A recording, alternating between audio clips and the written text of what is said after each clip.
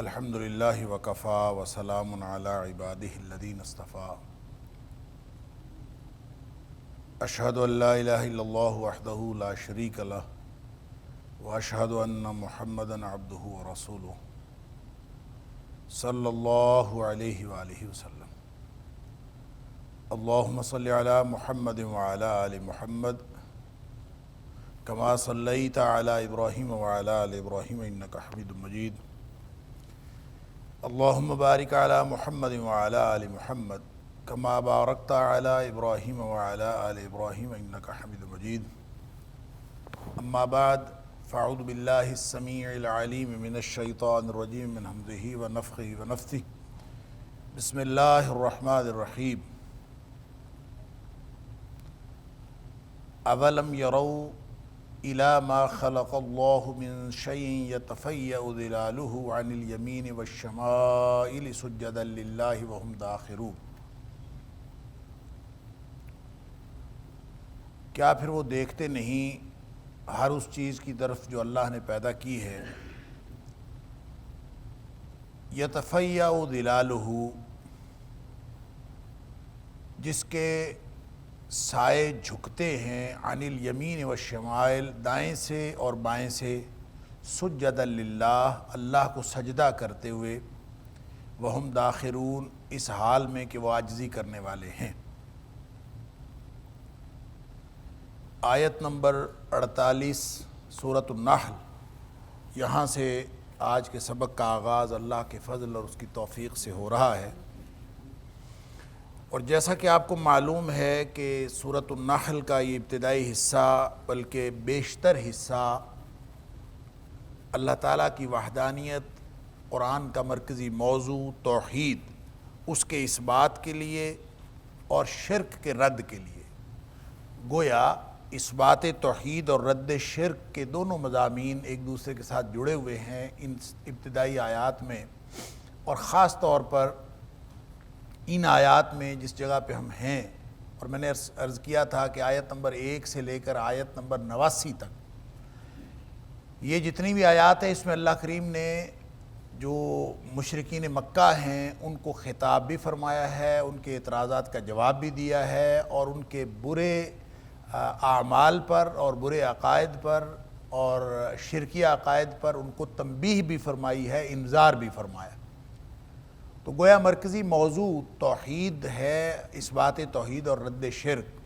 تو اسی ضمن میں اللہ کریم نے عذاب سے بھی ڈرایا ہے، تخویف کی ہے کہ اللہ کے عذاب سے ڈر جائیں۔ جو اس سے ماقبل کی آیات ہم نے پچھلے درس کے آخر پہ مطالعہ کی، اس میں اللہ کریم نے یعنی عذاب سے ڈرایا ہے کہ ایسا نہ ہو کہ جن حالات میں تم زندگی بسر کر رہے ہو، چاہے تم حالت امن میں ہو، چاہے حالت خوف میں ہو، چاہے اپنے مختلف معمولات کو جاری رکھے ہوئے ہو، کسی بھی وقت تمہارے اوپر اللہ کا عذاب آ جائے تو کس چیز نے تمہیں بے خوف کر دیا ہے؟ تو اس استفسار کے ساتھ اصل میں انذار کیا گیا ہے۔ اور یہاں پھر اللہ تعالیٰ نے یہ آیت نمبر 48 سے آن ورڈ جتنی آیات ہیں، اس میں توحید کی طرف، ظاہر ہے بنیادی موضوع توحید ہے، تو اس انذار کا مقصد بھی توحید کی طرف دعوت دینا ہے۔ لہٰذا فوراً بعد ان چیزوں کی طرف اشارہ کیا ہے اور ان چیزوں کی طرف رہنمائی فرمائی ہے جو انسان کے معمولات زندگی سے تعلق رکھتے ہیں۔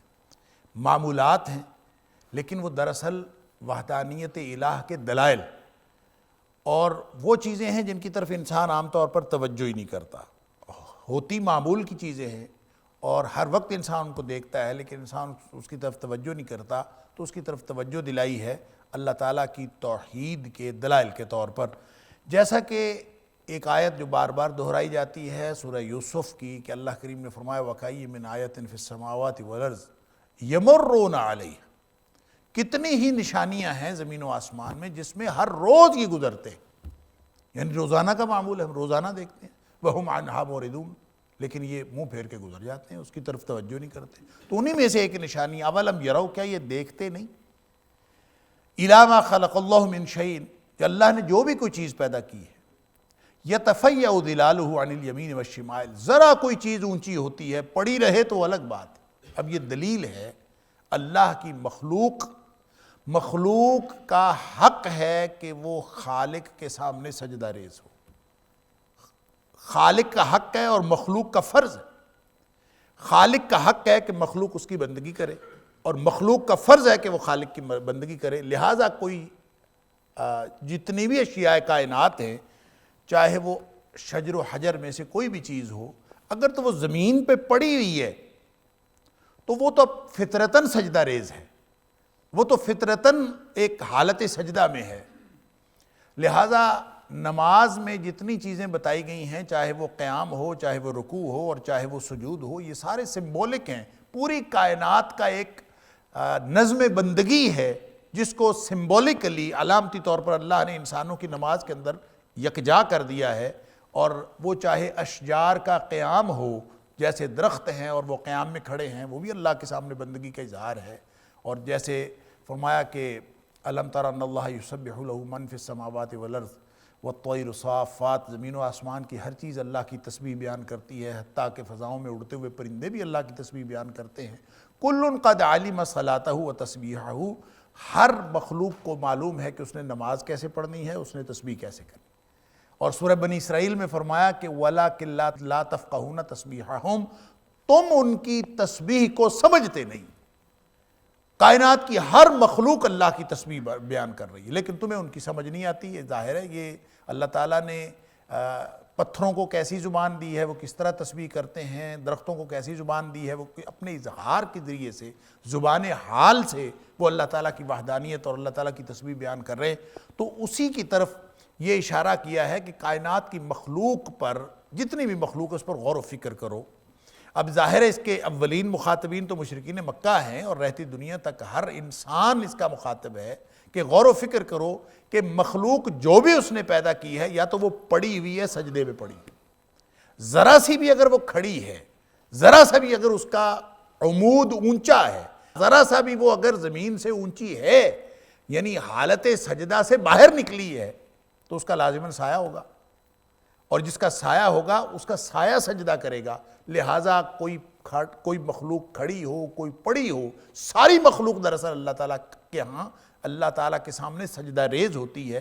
فرق صرف اتنا ہے کہ جو خود پڑے ہیں سجدہ میں، وہ تو پڑے ہیں جن کا سایہ کوئی نہیں ہے، لیکن جو بھی کھڑی چیز ہے، جو عموداً ذرا سی بھی اس کے اندر اونچائی ہے، وہ اپنی اس اونچائی کا اظہار بھی عاجزی کے ذریعے اس طرح سے کرتے ہیں کہ ان کے سائے اللہ کے سامنے سجدہ ریز ہوتے ہیں۔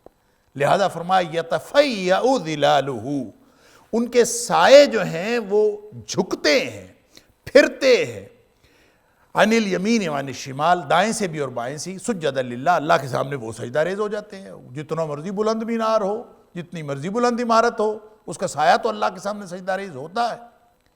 یہ جو ذل ہے اور فے ہے، اس میں یہ فرق سمجھ لیجئے، یتفیع فا یفیع سے یا افا یفیع سے، یہ اس کا بنیادی مادہ ہے فے۔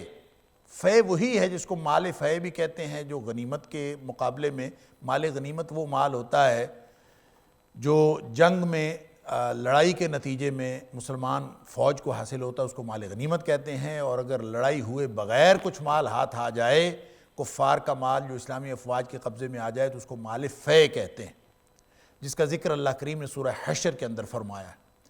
اور فے دراصل اس کا لفظی معنی فا یفی کو مانتا ہے لوٹنا، جیسا سورہ حجرات میں حتیٰ تفیع الی امر اللہ، کہ وہ اللہ کے حکم کی طرف واپس آ جائے، لوٹ آئے، لوٹ آنا۔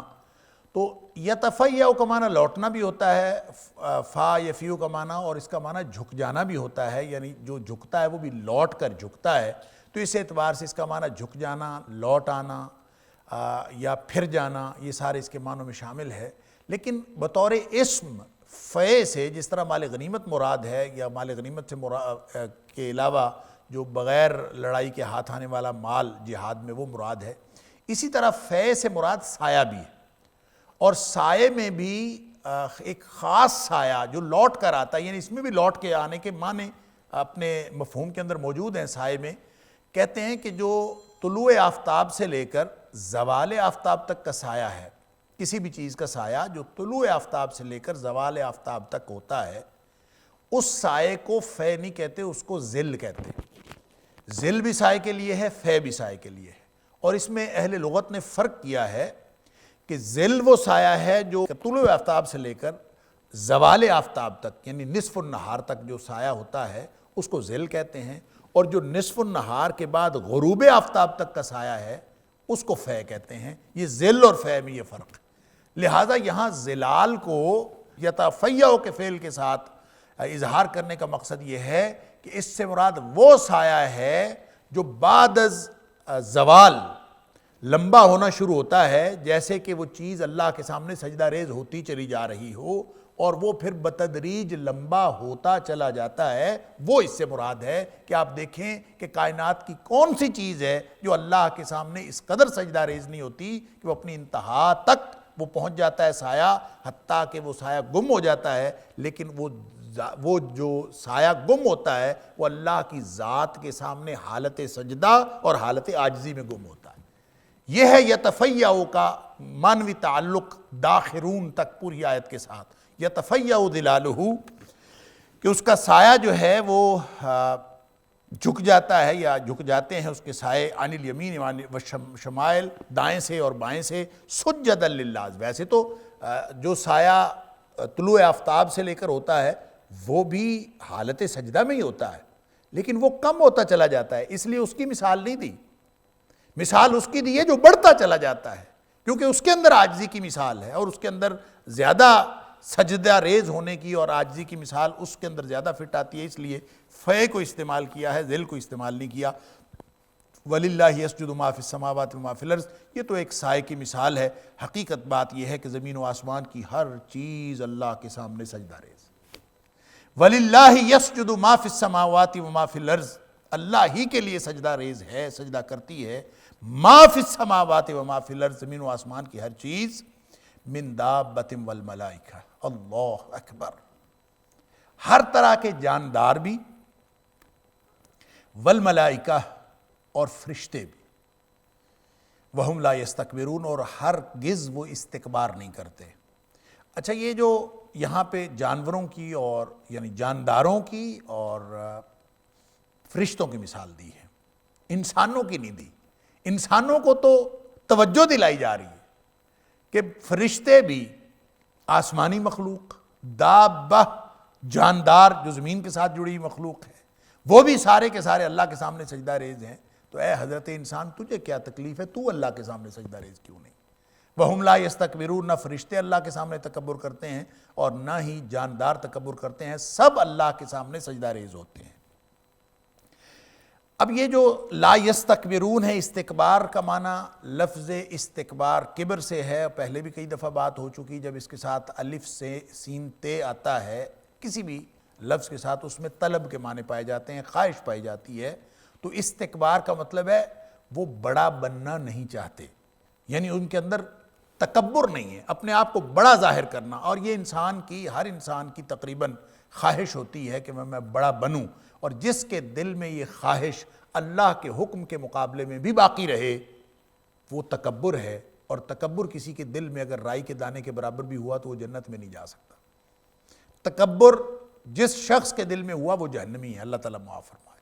اور اس کی ڈیفینیشن جو نبی کریم صلی اللہ علیہ وسلم نے بتائی، یعنی اچھے کپڑے پہن لینا تکبر نہیں ہے، اچھے گھر میں رہ لینا یا اچھی گاڑی لے لینا یہ تکبر نہیں ہے. لیکن تکبر یہ ہے جو نبی اکرم صلی اللہ علیہ وسلم فرمایا بطر الحق وغمط الناس، حق کا انکار کرنا، یعنی میری رائے بہتر ہے، حق کا انکار کر دینا.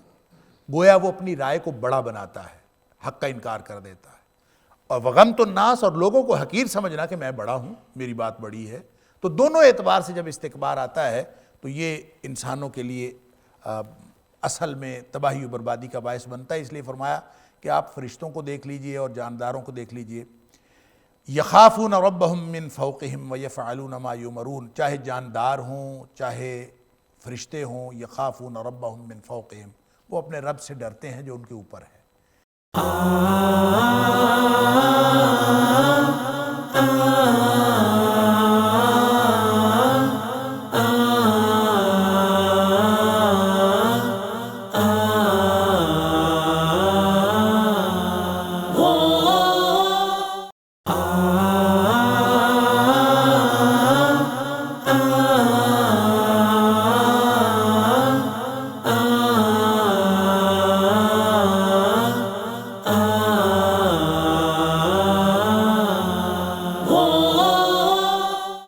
من فوقہم، اپنے سے اوپر رب سے ڈرتے ہیں۔ یہ جن لوگوں کا خیال یہ ہے کہ اللہ ہر جگہ ہے، ان کو اس طرح کی آیات پر غور و فکر کرنا چاہیے۔ اللہ اوپر ہے، من فوقہم، اللہ بلند ہے، اوپر ہے، ہر جگہ ہوگا تو پھر جگہیں تو نیچے بھی ہوتی ہیں، جگہیں تو برابر پہ بھی ہوتی ہیں۔ اللہ اپنے علم اور قدرت کے اعتبار سے تو ہر جگہ ہے، لیکن اللہ تعالیٰ اپنی ذات کے اعتبار سے اوپر ہے، من فوقہم، اوپر ہے۔ الرحمن علی العرش استوى، رحمان عرش پر ہے، لہذا جو یخافون ربہم من فوقہم، چاہے فرشتے ہوں ان سے بھی رب اوپر ہے، چاہے جاندار ہوں سب سے اوپر رب ہے۔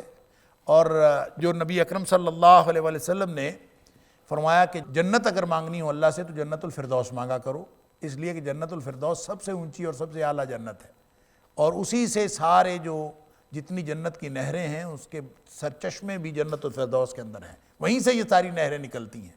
اور یہ بھی فرمایا کہ اس کے اوپر، جنت الفردوس کے اوپر کچھ نہیں ہے سوائے اللہ کے عرش کے، گویا اللہ کا عرش جنت الفردوس سے بھی اوپر ہے۔ تو ہر چیز سے اوپر اللہ کا عرش ہے، اور اس کے اوپر اللہ تعالیٰ کی ذات ہے۔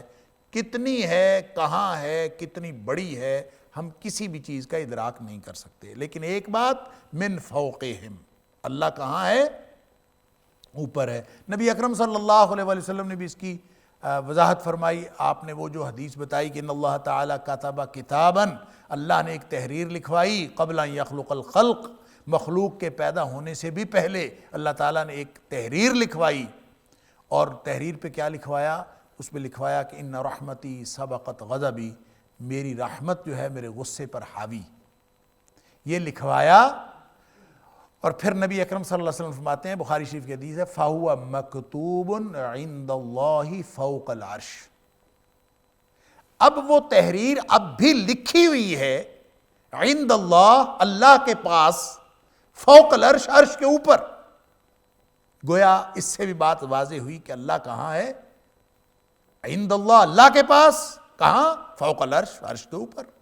وہ عرش کے اوپر مستوی ہے، کیسے ہے؟ کما ہوا شانہ، جیسے اس کی شان ہے، ہم اس کا کوئی اندازہ نہیں کر سکتے کہ اللہ کے مستوی ہونے کی کیفیت کیا ہے، ہم اس کی کوئی کیفیت بیان نہیں کر سکتے، لیکن اللہ یخافون ربہم من فوقہم، فرشتے ہوں یا جاندار ہوں سب اللہ سے ڈر رہے ہیں جو ان کے اوپر ہے۔ وَيَفْعَلُونَ مَا يُؤْمَرُونَ، جس بات کا فطرتاً ان کو حکم دے دیا گیا ہے، ہر جاندار وہی کرتا ہے جس بات کا حکم دیا ہے، فرشتے بھی وہی کرتے ہیں جس بات کا حکم دیا ہے۔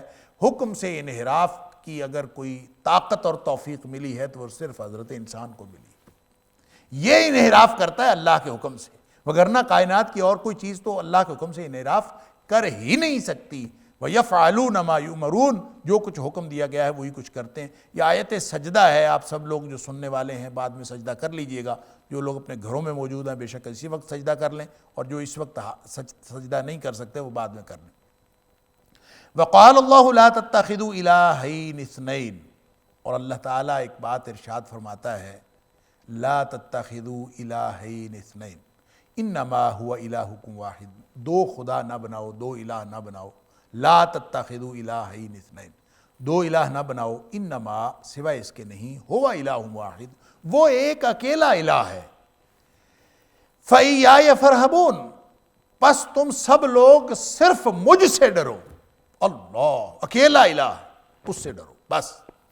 اچھا، یہ جو الہین اثنین یہاں پہ فرمایا، جیسے سورہ ابراہیم میں فرمایا کہ لَوْ كَانَ فِيهِمَا آلِهَةٌ إِلَّا اللَّهُ لَفَسَدَتَا، اگر اللہ کے علاوہ اس کے اندر بہت سارے الہ ہوتے تو اس میں بگاڑ پیدا ہو جاتا۔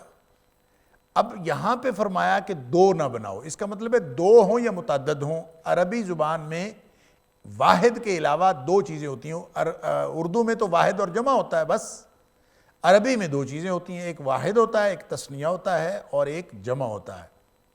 لہٰذا اللہ نہ جمع ہے نہ اللہ کی ذات تثنیہ ہے، انما ہوا الہ واحد، اللہ کی ذات تو بس ایک واحد ہے، تثنیہ بھی نہیں ہے، جمع بھی نہیں۔ ایک تو بات یہ، دوسرا یہ کہ ایک باقاعدہ گروہ تھا جو دو خداؤں کو ماننے والا تھا۔ متعدد خداؤں کے جو ماننے والے ہیں ان کو تو کہہ دیا کہ لو کان فیہما آلہۃ، اگر کئی ہوتے الہ لفسدتا، اس پورے نظام کے اندر بگاڑ پیدا ہو جاتا۔ یہ نظام، جس نظام کو تم دیکھتے ہو اور بڑا ہی سموتھلی چل رہا ہے، اس کے سموتھلی چلنے میں اس کاریگر کی کاریگری شامل ہے، اس منظم کا نظم شامل ہے، اس کی تنظیم شامل ہے، اس نے ترتیب دی ہے۔ لہٰذا اس کائنات کا جو نظم و نسق ہے وہ تمہیں بتاتا ہے کہ اس کا خالق و مالک بڑا ہی کوئی ایسی ذات ہے جس نے پورا پلاننگ کی ہے اور مدبر ہے، پوری کائنات میں تدبیر کرتا ہے، اور وہ ایک ہے۔ ما تری فی خلق الرحمن من تفاوت، رحمان کی جو تخلیق ہے اس کے اندر تمہیں کوئی نقص نہیں نظر آئے گا۔ ثم ارجع البصر کرتین، بار بار نگاہ دوڑاؤ پورے کائنات میں، آپ کو کوئی نقص نظر آئے گا؟ ہر ایک چیز کے اندر ایک نظم ہے، ایک ترتیب ہے، پوری کائنات ایک منظم اور محکم سلطنت کا نقشہ پیش کرتی ہے۔ تو یہ کیسے ہو سکتا ہے کہ اتنی شاندار محکم سلطنت، منظم سلطنت جو ہے، اس کا کوئی ناظم نہ ہو، اس کا کوئی حاکم نہ ہو، اور کوئی اکیلا حاکم نہ ہو؟ وہ اکیلا حاکم ہے، دو ہوتے تو لڑائی ہوتی، تین ہوتے لڑائی ہوتی، چار ہوتے لڑائی ہوتی، وہ ایک ہے اکیلا۔ اس لیے جب سینٹر آف پاور، جو مرکز قوت ہے، وہ ایک اللہ کی ذات ہے اور وہ ہر چیز پر قدرت رکھنے والی ہے، پھر یہ کائنات کا نظام چل رہا ہے۔ رہ گئی بات کہ جنہوں نے دو کہا ہے، وہ تین ہوں یا تین سے زیادہ ہوں اور دو ہوں، بات تو ایک جیسی ہے۔ یہ مجوسیوں نے ایک بنایا ہوا تھا جس کو کہتے ہیں کہ خدائے خیر اور خدائے شر، دو خدا بنائے ہوئے تھے، ایک کا نام یزداں اور ایک کا نام اہرمن یا انگرامینیو۔ وہ اس لیے بنایا ہوا ہے کہ خیر کا خدا الگ ہے، شر کا خدا الگ ہے۔ یہ بھی عجیب مصیبت ہے۔ جیسے ہندوؤں نے 33 کروڑ خداؤں سے آہستہ آہستہ منیمائز کر کے خداؤں کی تعداد 3 کر لی، برہما، وشنو اور شیوا۔ اب ان 3 میں بھی انہوں نے اپنی ڈیوٹیاں تقسیم کر لیں، اب 2 ہوں یا 3 ہوں یا 4 ہوں یا اس سے زیادہ ہوں، ہے تو بات وہی کہ آپ نے جو ڈسٹریبیوشن اور پاور کر دی، قوت کی تقسیم کر دی، اور قوت کی تقسیم جب بھی برابر کے جو ہوں گے تو لڑائی تو ہوگی۔ لہٰذا اگر اللہ کے علاوہ اور کوئی ہوتا تو اس کائنات کو آپ اس طرح سے سموتھ چلتا ہوا نہ دیکھتے۔ یہ کائنات کا نظم وحدانیت الہ کی طرف از خود رہنمائی کرتا ہے۔ یہاں جو ڈائریکٹ فرمایا لا تتخذوا الہین اثنین، دو خدا نہ بناؤ، تو یہ دو کی گویا مجوسیت کی اور ثنویت کی اس کی تردید کی ہے، اور اس کا رد فرمایا ہے کہ جو اس وقت بھی موجوسی تھے، اس دور میں بھی موجوسی تھے، مشرکین مکہ کے علاوہ، یعنی دیکھیں فرشتوں کو اللہ کی بیٹیاں قرار دینے والے بھی موجود تھے، اور فرشتوں کی پوجا کرنے والے بھی موجود تھے، ستارہ پرست بھی موجود تھے۔ جیسے بعض لوگوں کا خیال یہ ہے کہ قرآن میں جو لفظ صابی آتا ہے تو یہ دراصل ستارہ پرست تھے، اور یہ بھی معلوم ہوتا ہے کہ صابی، ہر مذہب تبدیل کرنے والوں کو صحابی کہتے ہیں، کہ وہ جو بھی شخص ایک مذہب تبدیل کر کے دوسرے میں چلا جاتا ہے اس کو صحابی کہتے ہیں۔ اس لیے بعض عرب جو ہیں وہ نبی اکرم صلی اللہ علیہ وسلم کو اور آپ کے ساتھی اہل ایمان کو بھی صحابی کہا کرتے تھے کہ آپ آباء و اجداد کا مذہب چھوڑ کر کسی اور پر چلے گئے۔ تو یعنی مختلف قسم کے شرک وہاں موجود تھے، ستارہ پرستی بھی موجود تھی، مظاہر پرستی بھی موجود تھی، اور خصوصیت کے ساتھ فرشتوں کو اللہ کی بیٹیاں قرار دے کے ان کی پرستش بھی کی جاتی تھی، اور چاند سورج ستاروں کی پرستش بھی کی جاتی تھی، بتوں کی پوجا کی جاتی تھی، اور گویا طرح طرح کے خداؤں کا جو پھر اپنے ہاتھ سے خود ساختہ مورتیاں بنا کر، لکڑی کی مورتیاں، پتھر کی مورتیاں بنا کر ان کی پوجا بھی کی جاتی تھی۔ تو ان سب میں ایک موڑ شرک کا یہ تھا کہ دو خدا سمجھے ہوئے ہوں، خدائے خیر اور خدائے شر، یزداں اور اہرمن۔ فرمایا لا تتخذوا الہین اثنین، یہاں پہ سپیسیفکلی اس کی تردید فرمائی کہ ایک خدا اگر خیر کا ہو اور ایک شر کا ہو، شر کا خدا اور خیر کا خدا اگر دونوں ایک جیسے طاقت رکھتے ہوں تو پھر کون غالب آئے گا؟ وہ بھی اگر خدا ہے اور وہ بھی خدا ہے تو خیر اور شر ان دونوں کی قوتیں تو آپس میں ٹکرا جائیں گی، اور ٹکرائیں گی۔ جہاں بھی ٹکراؤ ہوتا ہے برابر کی قوتوں کا، سوائے کیوس اور افراتفری اور تصادم کے نتیجے میں جو تباہی ہوتی ہے اس کے علاوہ تو کچھ نہیں سامنے آتا۔ لیکن یہ کائنات کا نظم بتاتا ہے کہ یہاں تباہی نہیں ہو رہی، یہاں کیا ہو رہا ہے؟ یہاں ایک پورے نظم اور ترتیب کے ساتھ یہ کائنات چل رہی ہے جس کے اندر کوئی تفاوت ہمیں نظر نہیں آتا۔ تو فرمایا پھر دو کیوں بناتے ہو؟ لا تتخذوا الہین اثنین، سادہ نہیں کے ذریعے سے اس کی تردید فرمائی ہے کہ دو خدا نہ بناؤ، انما هو الہ واحد، وہ تو اکیلا ہے، زیادہ نہیں ہے دو بھی نہیں ہے۔ جس طرح باقی زیادہ کرنا شرک ہے، اسی طرح دو سمجھنا بھی شرک ہے۔ انما هو الہ واحد، وہ تو اکیلا ہے۔ فَإِيَّايَ فَارْهَبُونِ، پس تم مجھ سے ڈرو۔ وَلَهُ مَا فِي السَّمَاوَاتِ وَالْأَرْضِ، اسی کی ملکیت میں ہے آسمان و زمین کی ہر چیز۔ وَلَهُ الدِّينُ وَاصِبًا، اللہ اکبر، بڑے سادہ الفاظ میں توحید کی طرف دعوت دی جا رہی ہے۔ دین بھی اسی کے لیے لازم پکڑنا ہے۔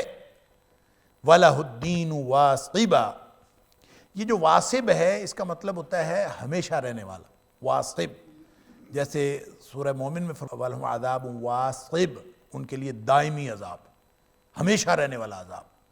تو جو چیز ہمیشہ رہتی ہے وہ ظاہر لازم رہتی ہے، اس لیے دین کو لازم پکڑنا بھی اس کا ترجمہ کیا جا سکتا ہے، یا یوں کہہ لیجئے ہمیشگی کا دین صرف اس کے لیے وَلَهُ الدِّينُ وَاصِبٌ۔ یہ وہی بات ہے جو اللہ تعالیٰ نے مختلف مقامات پر أَلَا لِلَّهِ الدِّينُ الْخَالِص، اللہ کے لیے خالص دین ہے۔ اس کے بھی دو ڈائمنشنز ہو سکتی ہیں، پہلے بھی کئی دفعہ بات کی جا چکی۔ أَلَا لِلَّهِ الدِّينُ الْخَالِص، جو خالص دین ہے، ایک تو اس کا معنی یہ ہے کہ اللہ کے لیے دین خالص ہونا چاہیے، وہ خالص کے علاوہ قبول نہیں کرتا، اور مخلصین لہ الدین جیسے فرمایا۔ اور دوسرا اس کا پہلو یہ ہے کہ خالص دین ہوتا ہی صرف اللہ کے لیے ہے۔ أَلَا لِلَّهِ الدِّينُ الْخَالِص، خالص دین صرف اللہ کے لیے ہوتا ہے۔ مشرکوں کا دین کبھی خالص نہیں ہو سکتا، کسی اور نظریے کو ماننے والوں کا دین کبھی خالص نہیں ہو سکتا، خالص دین ہوتا ہی صرف اللہ کے لیے ہے۔ اور اللہ خالص دین کو قبول کرتا ہے اور خالص ہوتا ہی صرف اللہ کے لیے ہے۔ اگر آپ اسی مفہوم میں وَلَهُ الدِّينُ وَاصِبًا کو دیکھ لیں تو اس کا مطلب یہ ہے کہ اللہ کے لیے ہمیشگی کا دین ہونا چاہیے، اسی کے لیے دین ہے۔ دین سے مراد نظام زندگی، نظام زندگی اسی کے فرامین کے تحت ہونا چاہیے، اسی کے تحت زندگی گزارنی چاہیے۔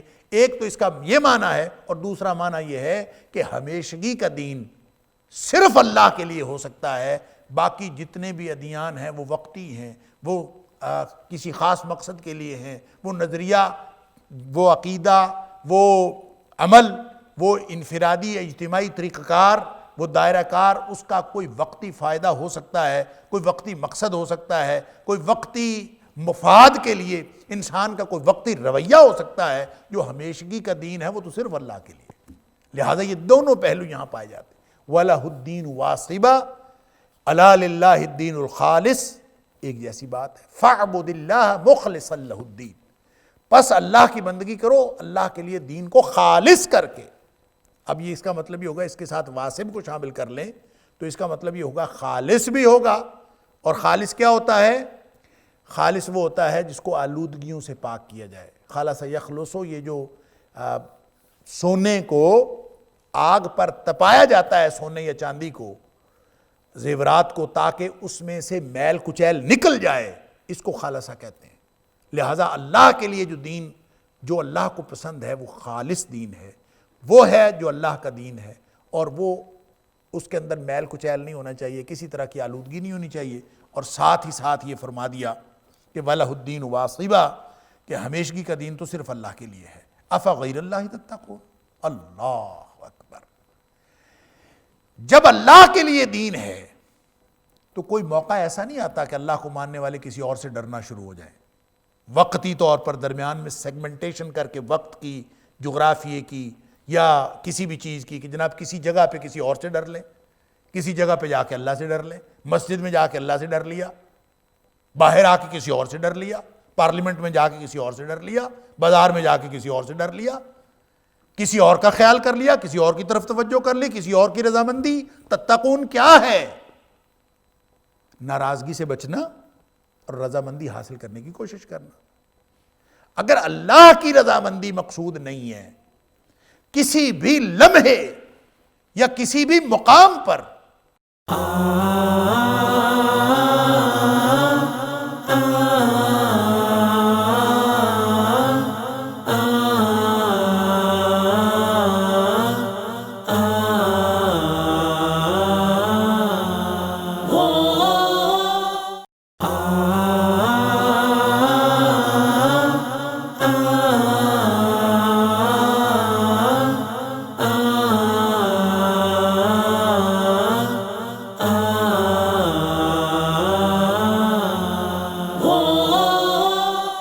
دونوں اعتبار سے، زمان کے اعتبار سے بھی اور مکان کے اعتبار سے بھی، اللہ کے دین میں کوئی سیگمنٹیشن نہیں ہے، کوئی اس کے اندر وقفہ نہیں آتا، کوئی اس کے اندر کوئی ایسی گنجائش موجود نہیں ہے کہ آپ کسی وقت اس امتحان سے باہر نکلے ہوئے ہوں، آپ کہیں کہ اس وقت تو میں جو مرضی کر لوں، چاہے آپ شدید خوشی کی حالت میں ہوں، چاہے آپ شدید غمی کی حالت میں ہوں، چاہے آپ عوام الناس ہوتے ہوئے انتہائی بے بسی کی حالت میں ہوں، چاہے آپ حکمران ہوتے ہوئے انتہائی طاقت اور قدرت کی حالت میں ہوں، کوئی موقع ایسا نہیں آتا کہ افغیر اللہ تتقون، اللہ اکبر۔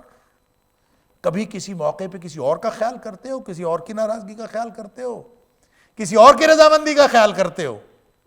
اگر اللہ کے علاوہ کسی اور کی رضامندی کا خیال آ گیا، کسی اور کی ناراضگی سے بچنے کا خیال آ گیا، یہی تو شرک ہے۔ اور شرک کیا ہوتا ہے؟ ہم دانستہ اور نادانستہ کتنے مواقع پہ شرک کا شکار ہو رہے ہیں، اللہ اکبر۔ اور یہ دعا ہمیشہ پڑھتے رہنا چاہیے، اللہ اکبر، جو نبی اکرم صلی اللہ علیہ وسلم نے سکھائی، اللہم انی اعوذ بک من ان اشرک بہ شیئا اعلمہ واستغفرک لما لا اعلمہ۔ اللہ اس شرک سے بھی بچا جس شرک کا مجھے علم ہو، اور اس سے بھی بچا جس کا مجھے علم نہ ہو۔ تو اللہ کی پناہ میں آتے رہنا چاہیے کہ دانستہ ہو یا نادانستہ، کیونکہ باٹم لائن یہی ہے، ہر چیز معاف ہو سکتی ہے، شرک معاف نہیں ہونا۔ اللہ اکبر، ان اللہ لا یغفر ان یشرک بہ۔ شرک نہیں کسی صورت معاف ہو سکتا، باقی سب کچھ معاف ہو جائے گا۔ لہٰذا جہاں شرک کا شائبہ بھی ہو اس طرف نہیں جانا، اور اگر کبھی نہیں بھی پتہ چلتا تو اللہ سے دعا کرتے رہنا ہے کہ اللہ دانستہ تو میں شرک نہیں کرتا، اللہ کبھی کو نادانستگی میں ایسی کوئی بات نکل جائے جو شرک کے زمرے میں شمار ہوتی ہو یا ہو سکتی ہو، تو اللہ تو مجھے اس سے بھی بچا کے رکھنا۔ یہ اللہ سے ہمیشہ دعا کرتے رہنا چاہیے۔ افغیر اللہ تتقون ایک ایسا سوال ہے کہ اس سوال کو پلے باندھ لینا چاہیے۔ کسی بھی موقع پر اللہ کے علاوہ یہ جو غیر اللہ ہے یا من دون اللہ ہے، یہ اللہ کی ذات کے علاوہ ہر چیز ہے۔ اللہ کی ذات کے علاوہ ہر چیز غیر اللہ ہے۔ ایک اللہ ہے، باقی ساری کائنات غیر اللہ ہے۔ اور اگر اللہ کی ذات کے علاوہ کوئی بھی ہے، آپ اس کی اطاعت کرتے ہو، آپ اس کی اتباع کرتے ہو جیسے نبی اکرم صلی اللہ علیہ وسلم کی کرتے ہیں، یا آپ اطاعت کرتے ہو جیسے والدین کی کرتے ہیں، کہا مانتے ہو جیسے والدین کے کہا مانتے ہیں، یہ سب کچھ کس لیے ہونا چاہیے؟ صرف اللہ کی رضامندی کے لیے ہونا چاہیے۔ نبی اکرم صلی اللہ علیہ وسلم کی اطاعت اس لیے کرنی ہے، من یطع الرسول فقد اطاع اللہ، جو اللہ کے رسول صلی اللہ علیہ وسلم کی اطاعت کرے گا ویسے ہی جیسے اللہ کی اطاعت کرے، مقصد اس کی رضا ہے۔ نبی اکرم صلی اللہ علیہ وسلم کے سامنے جھکنے کا مطلب یہ ہے کہ ہم اللہ کے سامنے جھکتے ہیں۔ نبی اکرم صلی اللہ علیہ وسلم کی اطاعت اور اتباع اللہ کی رضامندی حاصل کرنے کے لیے ہے۔ لہٰذا والدین کی اطاعت بھی اللہ کی رضامندی حاصل کرنے کے لیے ہے، اور آپ جب اپنے رشتہ داروں کو خوش کرنے کی کوشش کرتے ہیں، آپ مخلوق خدا کی خدمت کرتے ہیں، ان کو خوش کرنے کی کوشش کرتے ہیں، تو دراصل مقصود اس سے اللہ ہی کو خوش کرنا ہوتا ہے۔ اگر آپ اللہ کو خوش کرنے کا مقصد نہ رکھیں تو پھر یہ سب کچھ غیر اللہ ہو جائے گا۔ اگر کسی کو خوش کرنا مقصد ہوا، اللہ کی رضامندی اس میں مقصد نہ ہو، تو یہ غیر اللہ ہو جائے گا۔ افغیر اللہ تتقون، پھر تو غیر اللہ کا تصور شروع کر دیا آپ نے۔ اور اگر اللہ کی رضامندی مقصود ہے تو پھر یہ سارا اللہ کے حکم کے مطابق ہے، پھر انسان اللہ کی مرضی کے مطابق کرتا ہے۔ ہم والدین کے پابند نہیں ہیں، ہم اللہ کے حکم کے پابند ہیں۔ اللہ نے والدین کو یہ مرتبہ دے دیا تو دے دیا، اللہ نے حکم دے دیا اپنے نبی اکرم صلی اللہ علیہ وسلم کے ذریعے سے کہ بڑوں کی عزت کرنی ہے، چھوٹوں پر شفقت کرنی ہے، تو ہم جب اس لیے کر رہے ہوں کہ چھوٹوں پر شفقت کرنے سے اللہ راضی ہو جاتا ہے اور بڑوں کی عزت کرنے سے اللہ راضی ہو جاتا ہے، تو پھر یہ سارے حقوق العباد اللہ کی بندگی میں شامل ہو جاتے ہیں۔ پھر حقوق العباد اور حقوق اللہ میں کوئی فرق باقی نہیں رہتا۔ عملی طور پر فرق ہونے کے باوجود معنوی طور پر کوئی فرق نہیں ہے۔ حقوق اللہ اور حقوق العباد اس اعتبار سے ایک ہی ہیں کہ اس سے بھی اللہ تعالیٰ کی رضامندی مقصود ہوتی ہے اور اس سے بھی اللہ کی رضامندی مقصود ہوتی ہے۔ لہذا آفا غیر اللہ تتقون کا ایک سوال ایسا ہے جو ہم پلے باندھ لیں اور ہر وقت اللہ کے سوال کا جواب تیار رکھیں۔ کیا اللہ کے علاوہ کسی اور کی ناراضگی سے بچنا مقصود تو نہیں؟ کیا اللہ کے علاوہ کسی اور کی رضامندی تو مقصود نہیں ہے؟ کیا میں کسی اور کی ناراضگی سے بچنے کے لیے تو نہیں زندگی گزار رہا؟ کیا میں کسی اور کی رضامندی حاصل کرنے کے لیے تو نہیں زندگی گزار رہا؟ بس یہ اگر انسان کو توجہ رہے ہر لمحہ تو وہ ایک ٹریک پہ رہے گا، اور وہ ٹریک کیا ہے؟ وہی توحید والا ٹریک ہے۔ وَمَا بِكُم مِّن نِّعْمَةٍ فَمِنَ اللَّهِ۔ لہذا غور و فکر کرو ان تمام نعمتوں کو جو اللہ تعالیٰ نے عطا فرمائی ہیں۔ تمہارے پاس جو بھی کوئی نعمت ہے، وَمَا بِكُم مِّن نِّعْمَةٍ، جو بھی کوئی نعمت تمہیں ملی ہوئی ہے، وہ تمہاری جسمانی نعمتوں سے لے کر ارد گرد پھیلی ہوئی نعمتوں تک، اور کتنی نعمتیں ہیں، اللہ اکبر، ان تعدوا نعمت اللہ لا تحصوها، تم اللہ کی نعمتوں کو گننا شروع کر دو تم گن نہیں سکتے۔ وہ تمام کی تمام نعمتیں وہ اللہ کی عطا کی ہوئی ہیں۔ فَمِنَ اللَّهِ، اللہ اکبر، ایک بھی نعمت ایسی نہیں ہے جو کسی اور کی دی ہوئی۔ آپ ذرا گننا تو شروع کریں، کون کون سی نعمت کس کس نے عطا کی ہے؟ ساری نعمتیں اللہ کی عطا کی ہوئی۔ وَمَا بِكُم مِّن نِّعْمَةٍ، جب ہر چیز جو کچھ بھی تمہیں ملا ہے، جو کچھ بھی تمہارے پاس ہے، اللہ اکبر، وہ اللہ ہی کی طرف سے ہے، تو پھر اللہ کے ساتھ شرک کیسے کر لیتے ہو؟ یعنی سوال ہی پیدا ہوتا ہے کہ ایک تو انسان کی فطرت ہے نا کہ انسان ممنون احسان رہتا ہے اس کا، جس سے کوئی چیز حاصل ہوئی ہو۔ یعنی دنیا میں کوئی آپ کو کوئی احسان کر دے، کوئی چھوٹی موٹی نعمت عطا کر دے، کوئی چھوٹی موٹی چیز دے دے، آپ اس کو کہتے ہیں آپ نے تو مجھے زیر بار کر دیا۔ ساری زندگی آپ کہتے ہیں میں تو تمہارے سامنے آنکھیں نہیں اٹھا سکتا، کیوں؟ تمہارا میرے اوپر احسان ہے۔ تو کیا خیال ہے اللہ کے احسان کے بارے میں؟ ہل جزاء الاحسان الا الاحسان، اللہ تعالیٰ سوال کرتا ہے سورہ الرحمن میں، کیا احسان کا بدلہ احسان کے علاوہ کچھ اور ہو سکتا ہے؟ اگر تمہیں عطا فرمانے والے نے بغیر تمہارے استحقاق کے تمہیں عطا فرما دیا ہے اور اتنا کچھ عطا فرما دیا ہے، اللہ اکبر، ہم تو اللہ کی نعمت کا ایک ایک نعمت کا ہی دھیان اور توجہ کر لیں۔ صرف اتنی نعمت کا میں اکثر عرض کیا کرتا ہوں، یہی سوچ لیں کہ یہ جو سانس اندر جا رہی ہے اور باہر آ رہی ہے نا، دنیا کائنات میں جتنی ساری دنیا مل جائے وہ اتنا کام نہیں کر سکتے کہ اللہ اگر باہر گئی ہوئی سانس کو روک لے اندر جانے سے تو دنیا کی کوئی طاقت اس کو اندر نہیں لے جا سکتی، اور اگر اندر گئی ہوئی سانس کو وہ باہر آنے سے روک لے تو دنیا کی کوئی طاقت اس کو نہیں کر سکتی۔ اللہ، جب یہ ہے تو اللہ یہی تو توجہ دلاتا ہے۔ اللہ اکبر، سورۃ الواقعہ کے اندر فرمایا کہ فلولا اذا بلغت الحلقوم، جب جان نکلتے نکلتے یہاں پہنچ جاتی ہے نرخرے میں، اللہ اکبر، وانتم حینئذ تنظرون، اور تم ارد گرد کھڑے ہوتے ہو، مردہ جا رہا ہے، اس کی جان نکل رہی ہے، پاؤں سے نکلتے نکلتے یہاں تک پہنچی، تم سب ارد گرد کھڑے ہوئے ہو، اللہ اکبر۔ اللہ فرماتا ہے وَنَحْنُ أَقْرَبُ إِلَيْهِ مِنْكُمْ وَلَكِنْ لَا تُبْصِرُونَ، ہم تم سے زیادہ اس کے قریب ہوتے ہیں اس وقت مردے کے، وَلَكِنْ لَا تُبْصِرُونَ، تمہیں نہیں نظر آتا، تم دیکھ نہیں سکتے کہ اللہ کتنا قریب ہے۔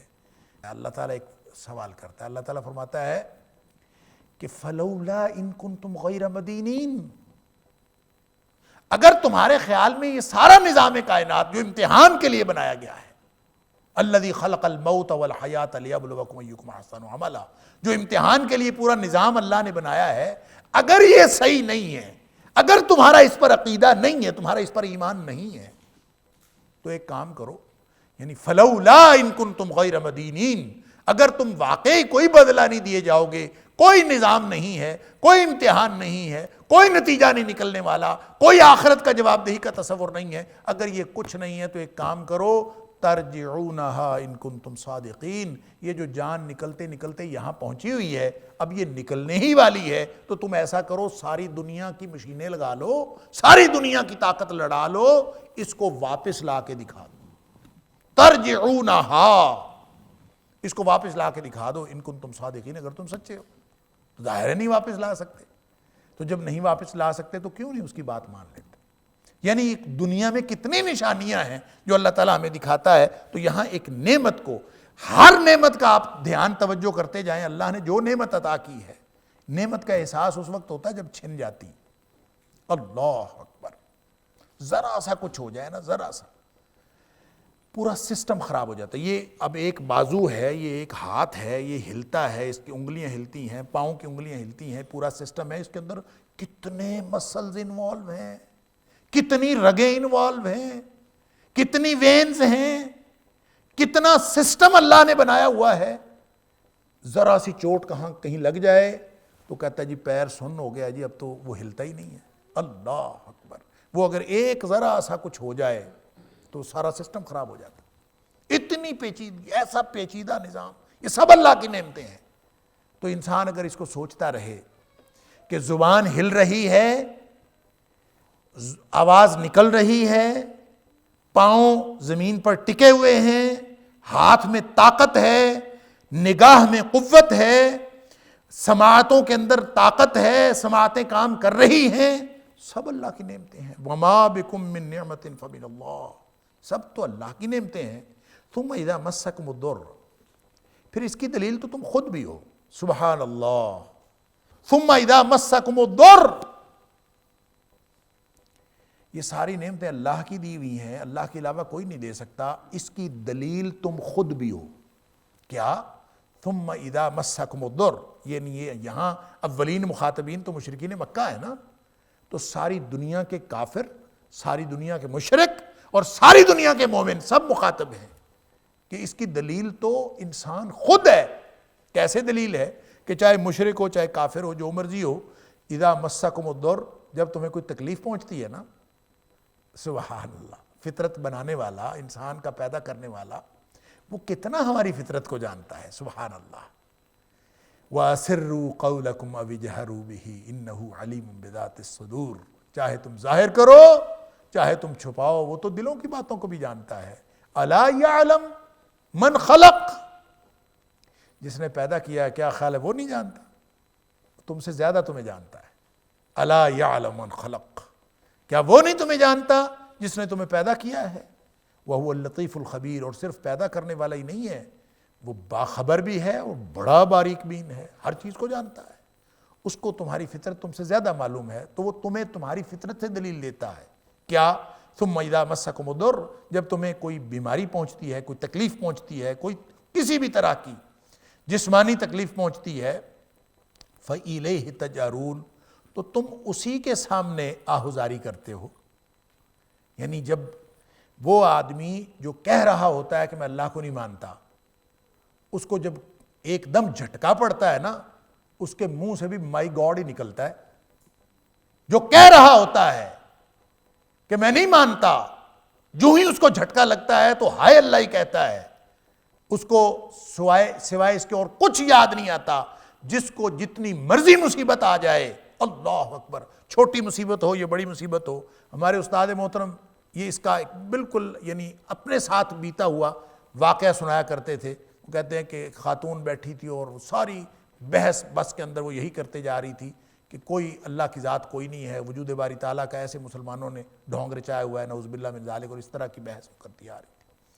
تو بالکل یہ جو جدید دہریت والے ہیں اور جدید ایتھیزم والے جتنے بھی انکار خدا والے اور انکار مذہب والے، اس طرح کے نظریات وہ کہتے کرتی آئی، سب کے ساتھ بحث کرتی آئی، اللہ اکبر۔ تو بس وہ کہتے ہیں کہ اچانک جو ہے وہ کوچ جو تھی، فلائنگ کوچ تب چلتی تھیں یہ جو کوسٹر وغیرہ، تو کہتے ہیں کہ اچانک آگے کوئی چیز آئی تو وہ بریک بھی لگی اور ڈرائیور نے جو ہے وہ بڑی زبردستی ایک یعنی موڑ بھی کاٹا اور ایک دم پورا ہلچل مچی، تو سب سے پہلے اس خاتون کی زبان سے لگا او مائی گاڈ، تو کہتے ہیں ہم نے کہا یہی خدا ہے جس کا تم انکار کر رہی. انسان کی فطرت کے اندر ہے کہ جب یہ مرنے لگتا ہے، جب اس کے اوپر تکلیف آتی ہے، جب اس کو مصیبت پہنچتی ہے، تو یہ اسی کو پکارتا ہے. اور مشرکین مکہ بھی یہی کرتے تھے، ہر جگہ پہ جہاں جاتے تھے، جس مصیبت میں پھنسے صرف خالص اللہ کو پکارتے تھے. حضرت اکرمہ کا واقعہ نہیں آپ کو معلوم کہ وہ تو دوڑے تھے، بعد میں رضی اللہ تعالی عنہ بن گئے، وہ تو نبی اکرم صلی اللہ علیہ وسلم سے فرار ہو کے آپ سے ڈر کے بھاگے تھے. تو کشتی میں بیٹھے ہوئے جب طوفان آ گیا تو اللہ نے کہا خالص اللہ کو پکارو، یہاں بتوں کو پکارنے سے بات نہیں بنتی.